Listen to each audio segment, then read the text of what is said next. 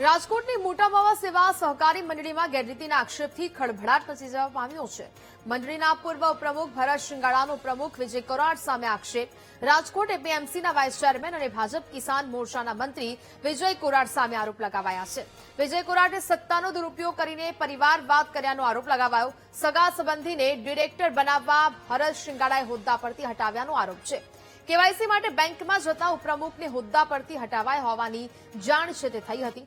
મંડળીના વહીવટમાં ગેરરીતિના આક્ષેપ સાથે ભરત શિંગાળાની રજૂઆત કેન્દ્રીય સહકારિતા મંત્રી અમિત શાહ અને રાજ્યના સહકાર મંત્રી જીતુ વાઘાણીને ફરિયાદ કરી.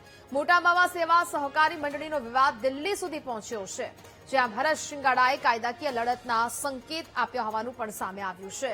તો જે પ્રકારે હવે આ સમગ્ર મામલો સામે આવ્યો છે, જીતુ વાઘાણીને ફરિયાદ કરવામાં આવી છે. અને હું મોટા માવા સેવા સહકારી મંડળીમાં સભ્ય તરીકે અને ઉપપ્રમુખ તરીકેની જવાબદારી નિભાવતો હતો.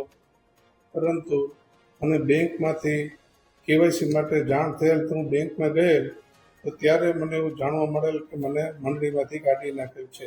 મને આ બેંકમાંથી ખબર પડતા મેં વાત કરી તો એને મને એવું કીધેલ કે ભાઈ મને કાંઈ ખબર ન હોય, આ મંડળીના પ્રમુખ વિજય કોરાટના કહેવાથી મેં કરેલ છે. વિજયભાઈ સત્તાથી વિમુખ થયા છે અને તે હાલમાં રાજકોટ માર્કેટિંગ યાર્ડના વાઇસ ચેરમેન છે, તેમજ પ્રદેશ કિસાન મોરચાના મંત્રી તરીકેની જવાબદારી નિભાવે છે. એટલે એને સત્તાનો ઉપયોગ કરી અને મંડળીમાં એમ કેમ પ્રકારે બરાબર ફેરફાર કરી એના પરિવારના સભ્યોને ભેળવી અને બીજા જે ગામ લોકોની જે મંડળીથી સહકારી મંડળી હોય એ ગામ લોકોની હોય છે, એકલા વ્યક્તિની હોતી નથી.